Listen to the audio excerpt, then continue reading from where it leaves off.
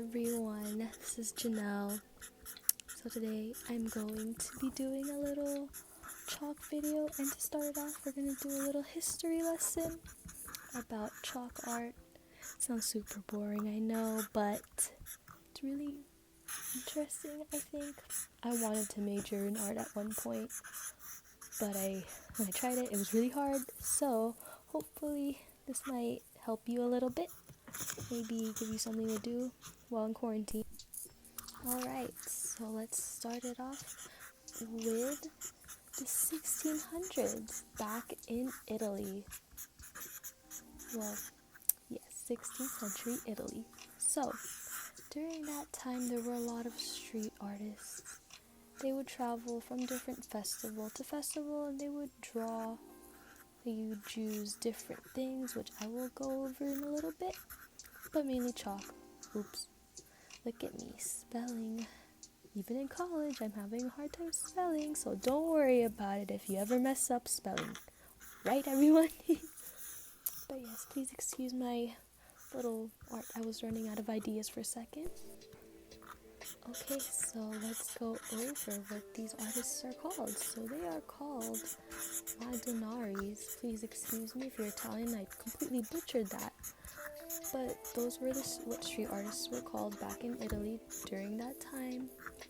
They had 3 different items they would use, and those items are, oops, I moved the paper, chalk, obviously, because that's what you're talking about, coal, and lastly, tile, which I haven't written down yet because I lost track.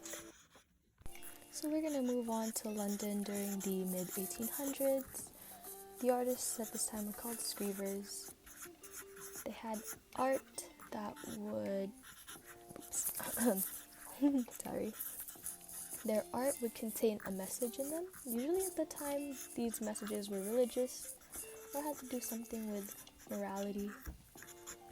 And I think during this time, it's really good to know that it's because of the Black Lives Matter movement, and as well as the Pride movement. As we know, this month is Pride Month.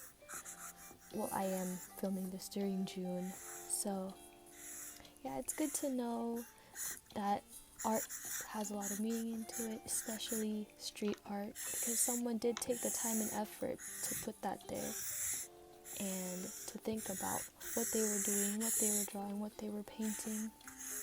So what I'm trying to say is that art is extremely powerful. It's something fun to do when you don't know what else to do, but at the same time it delivers a message. I think it's good to acknowledge that nowadays, especially with what's going on with the Black Lives Matter movement and Pride, defunding police, and all of that. There's lots of art on social media that deliver those messages, but it's really up to the person looking at the art to interpret them the way they want to interpret them.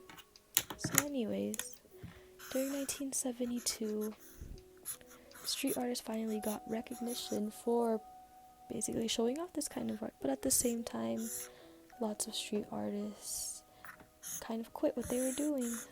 But back in the homeland, USA, someone named Sidewalk Sam, whose real name is Robert Guillemin.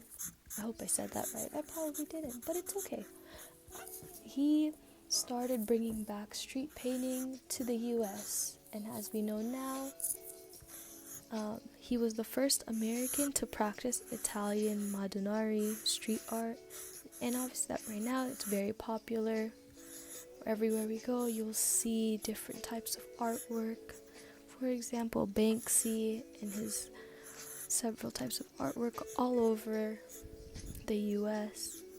And this is me trying to duplicate that, but it's probably not the same. But anyways, it's okay. So as you know now, street art is very popular, especially during first few months of 2020.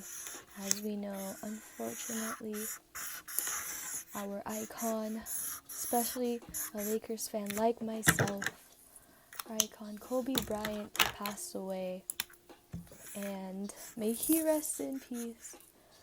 Lots of art did show up during that time. Many people were very, very sad and distraught. I'm actually born in the Philippines, and I remember like the basketball court that I used to play in. They made a really big mural of Kobe and Gigi on the court, and I don't think people were allowed to play on it just so that they can honor the picture for a while. So I think that this really shows how powerful street art is, because it's a way people can grieve, and it made people come together. Especially with the Black Lives Matter movement, there are people who probably never met each other and became friends through this movement.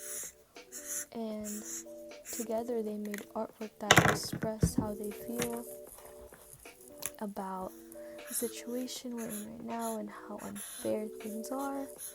So I really think that artwork is really important because it spreads a message. At the same time, it brings people together, and it's just fun. I honestly think it's fun. So I just hope you got I have to say guys, I hope all of you have fun, and I hope you all get the chance to express yourself, let your voices be heard, and yeah, I hope you enjoy using all the chalk that we got. Thank you.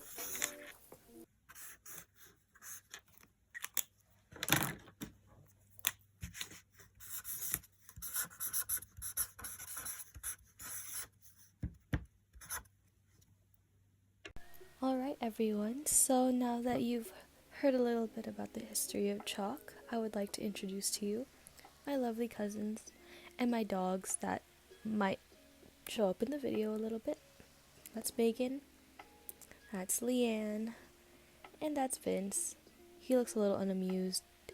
He didn't know what I was doing. But anyways, this is Leanne's chalk TikTok art.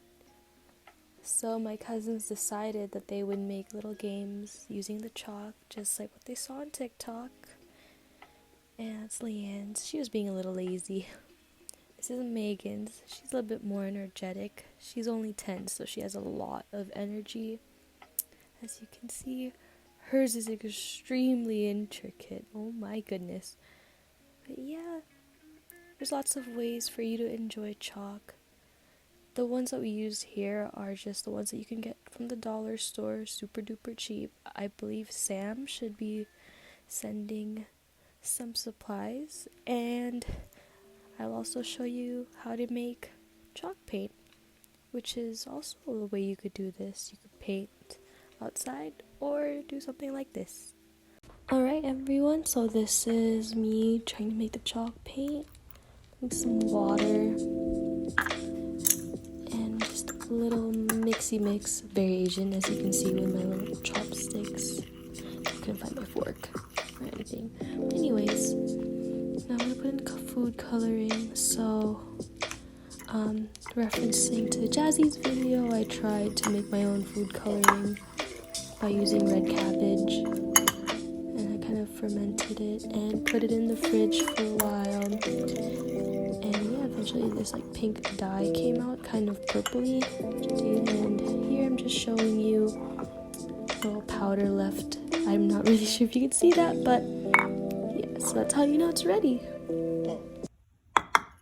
This is where I got my background music from. Not really original, but yeah, I thought it would be relaxing, along with a little bit of an ASMR voice. Have a good day!